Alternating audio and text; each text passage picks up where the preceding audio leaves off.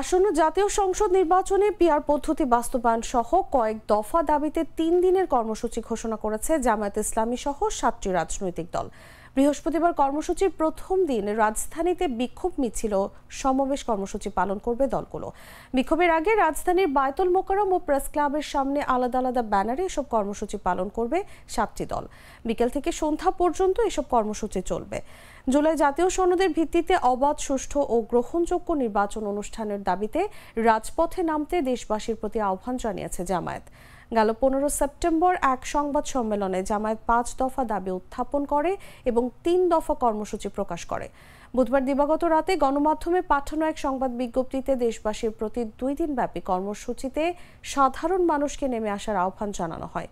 দলটি আরও জানিয়েছে, ঘোষিত 5 দফা বাস্তবায়নের জন্য আগামী 26 সেপ্টেম্বর দেশের সব জেলা ও উপজেলায়ও কর্মসূচি পালন করা হবে।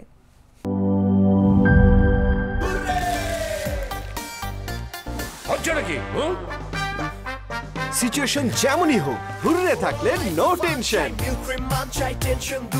মিল্ক ক্রিম আর এক্সাইটিং ফ্রুট ফ্লেভারে তৈরি হুররে ওয়েফারের মাঞ্চি টেস্টে আপনিও বলবেন টেনশন দূর রে, হয়ে যাক হুররে।